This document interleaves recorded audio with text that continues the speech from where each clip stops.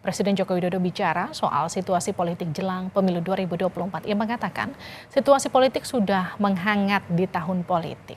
Jokowi bahkan mengatakan yang panas justru antar kawan sendiri.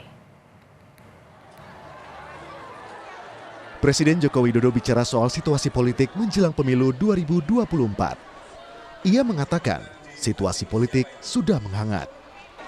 Presiden menambahkan yang panas justru antar kawan sendiri. Ia mengingatkan, dalam ajang kompetisi politik seperti saat ini, jangan sampai bermusuhan satu sama lain.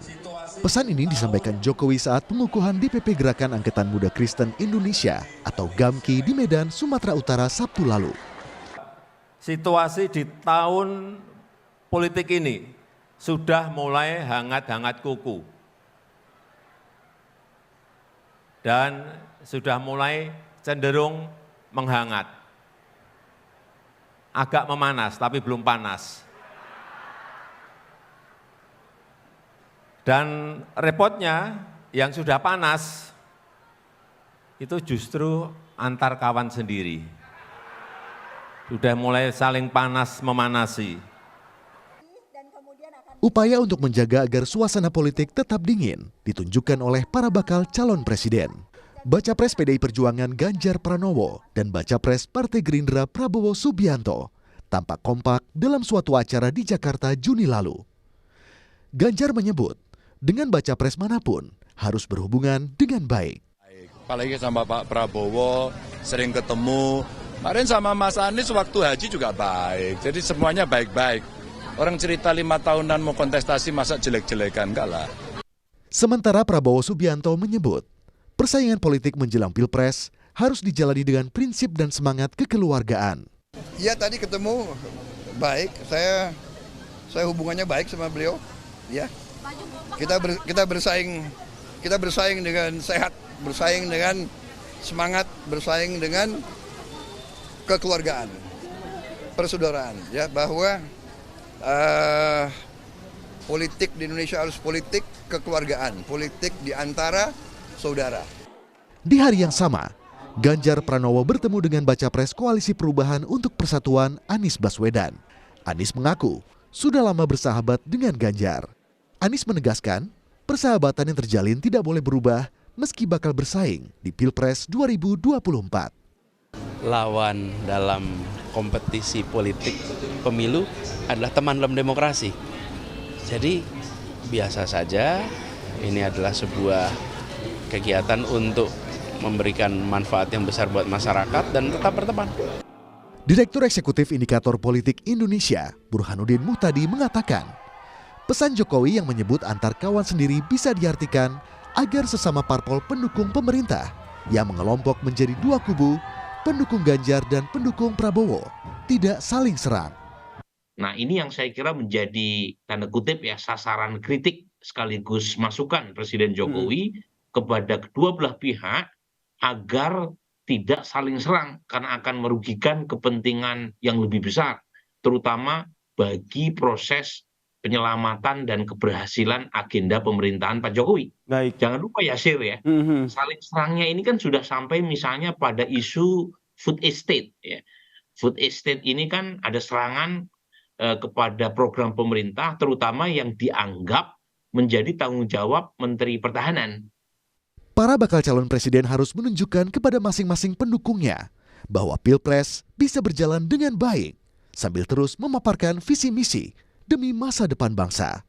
Tim Liputan Kompas TV.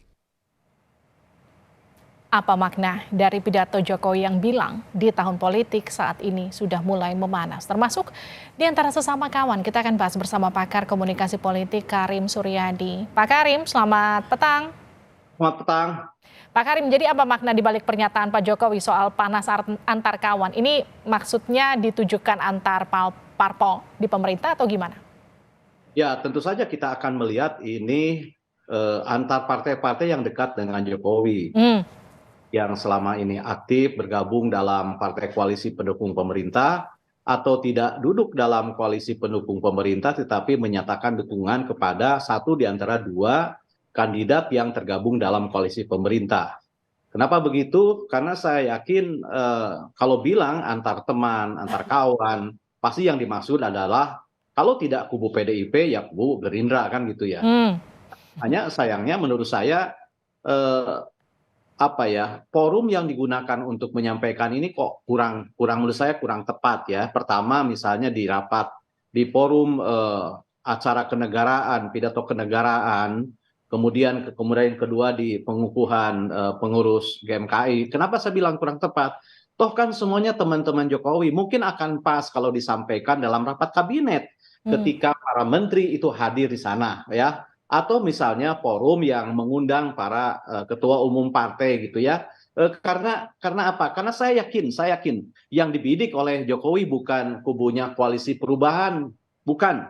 Tapi yang dibidik oleh Jokowi adalah koalisi yang dibesut oleh Gerindra dengan Prabowo dan PDIP dengan Ganjarnya. Saya yakin itu karena dibilang kawan gitu ya. Apalagi kemunculannya misalnya menyusul kritik khas Mas Hasto terhadap post estate ya, meskipun itu gagasan Presiden Joko Widodo tapi dijalankan oleh Menhan kan gitu ya, dengan rincian segala macam gitu ya. Nah, di sana kan lucu ya, sebab kalau kita pahami misalnya kritik Mas Hasto itu kan bukan hanya menyebut Kemhan tapi juga menyebut partai lain. Tetapi partai lain yang disebut di bawahnya itu tidak nyaring gitu kedengarannya. Kenapa? Karena kita tahu ada plasenta yang menghubungkan antara pernyataan presiden dengan kritik ini. Sebab kritik ini mencuat justru di tengah-tengah pembahasan uji materi terhadap usia cawapres. Sehingga tidak salah gitu ya kalau misalnya ada orang yang menghubung-hubungkan mengapa ketika upacara di Istana Negara itu yang dinyanyikan lagu rungkat gitu. Isinya itu orang sudah berkorban. Nyambungnya bisa ke situ ya Pak Karim. Mendukung kok ujung-ujungnya berpindah ke lain hati gitu loh. Apakah ini sebuah Cleopatra knows, sebuah kebetulan saja atau jangan-jangan gitu ya ada yang mendasain ini sebenarnya dalam hal pemilihan lagu rungkat. Pak Karim, tapi kalau disebutkan sama Pak Jokowi soal kalimat jangan sikut-sikutan, jangan tendang-tendangan, kenapa kemudian ini harus disebutkan? Kalau dikorelasi dengan situasi perpolitikan belakangan ini cocoknya untuk kasus atau situasi yang mana? Nah justru itu saya bilang ini kurang tepat ya kalau diungkapkan di acara kenegaraan atau acara-acara yang diakses publik. Kenapa? Karena yang tendang-tendangan, yang sikut-sikutan, yang panas-panas itu kan elit partai. Saya bilang, kalaupun terjadi guncangan, kalaupun terjadi badai, itu adalah badai dalam secangkir kopi. Yang panas itu sebenarnya adalah para pimpinan partai politik. Elit parpol ya? Ya, elit parpol. Dalam dua hal. Yang pertama adalah menentukan peta koalisi atau kerjasama dan sekarang sudah selesai. Yang sebenarnya nggak ada hubungannya sama masyarakat. Jadi sebenarnya menurut Anda nggak perlu diumumkan di forum sebegitu besar? Nggak perlu. Kok seperti melempar api di atas batu gitu loh. Nggak ngaruh. Wong publik habis berpesta 17-an gitu kan. Oh habis-habisan ibu-ibu saja main bola. Kita senang-senang aja nggak ada ngelihat apa-apa, nggak ada lihat sumber konflik, sikut-sikutan, media sosial juga masih fine saja. Jadi menurut Anda gini, masyarakatnya adem kok, yang adem kan elit politik, jadi sebenarnya ini nggak perlu juga diumumkan sama presiden. Masyarakatnya adem, yang ganjen kan elit politiknya. Apalagi sekarang ada bottleneck, sumber potensi, sumber masalah, sumber ketegangan apa? Penetapan calon wakil presiden. Karena sayangnya ya, penetapan calon wakil presiden di Indonesia saat ini belum beranjak dari algoritma dasar. Apa itu? Masih berkutat pada pemilihan calon yang dijamin tidak akan meretakkan atau bahkan menghancurkan bangunan koalisi. Jadi belum beranjak pada kualitas, belum beranjak pada akseptabilitas, belum beranjak pada kesanggupan, belum beranjak pada kemampuan memberikan harapan kepada rakyat, belum. Pak Karim, masih hancur koalisi masih begitu. Jadi kalau disambungkan gini Pak Karim, kalau disambungkan ya ini bentuknya peringatan karena elit parpolnya sudah mulai panas, jangan sampai kemudian panasnya nyampe ke akar rumput, bisa nggak begitu? Bisa, tetapi menurut saya toel saja, colek saja pimpinan parpolnya. Apalagi kan para aktor, para elit ini adalah juga para menteri kan. para menteri atau setidak-tidaknya mereka yang dekat hubungannya dengan presiden. Ada tokoh di DPR, tokoh legislatif gitu. Kalau memang sekarang presiden sudah bersumpah menyatakan proklamasi dengan menegaskan saya adalah presiden, saya bukan palurah, saya tidak akan cawe-cawe. Oke. Kalau itu deklarasinya proklamasi seperti itu, kalau tidak akan lagi mengumpulkan koalisi, partai koalisi pendukung pemerintah karena takut dianggap cawe-cawe, oke. Tetapi akan ada saluran komunikasi yang tidak terbuka. Oke. Ini kan sebenarnya mudah bagi seorang Jokowi untuk mengumpulkan para ketum parpol yang kemudian sempat disinggung tadi oleh Pak Karim, disebutkan sudah mulai panas, justru elit-elit politiknya. Mudah bagi Jokowi untuk mengumpulkan mereka, kemudian menenangkan mereka. Tapi ini kemudian diumumkan di depan halayak, di depan masyarakat begitu. Yang jadi pertanyaan saya sekarang gini, emang mereka ketum parpol, elit politik itu ngerasa dengan apa yang diumumkan sama Pak Jokowi ini? Nah itu dia, jadi saya khawatir pernyataan ini mengandung efek subliminal yang tidak dikehendaki. Efek yang maksudnya untuk memberikan peringatan kepada masyarakat, waspadalah, hati-hatilah gitu ya, karena politik sudah mulai panas. Hati-hati, jangan mudah terpercaya, jangan mudah terkecoh, mungkin maksudnya begitu. Tapi bukankah ketika ada peringatan tentang sesuatu yang tidak dirasa, malah orang yang tidak merasa itu malah penasaran. Anda sering melihat misalnya di jalan-jalan suka ada toko yang bertulisan jangan tengok kiri. Ketika dibilang ada tulisan jangan tengok kiri, umumnya orang menengok kiri. Ada apa sih sebenarnya kan gitu ya. Nah, ketika presiden mengatakan sudah mulai panas, ayah apa sih sebenarnya, ayah naon kan gitu, ayah yawai kan gitu ya. Malah ujungnya ayah yawai presiden gitu. Ini nggak ada apa-apa kok kan gitu ya.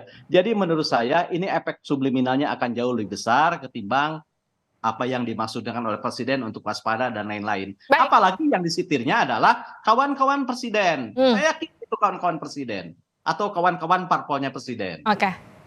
Mudah ya bagi seorang Joko Widodo tentu untuk menenangkan situasi perpolitikan bagi para elit politiknya. Presiden sekarang ini. Nggak perlu nyari momentum untuk kemudian diumumkan depan publik ya. Persis. Terima kasih Pak Karim sudah bergabung bersama kami di Sapa Indonesia Malam.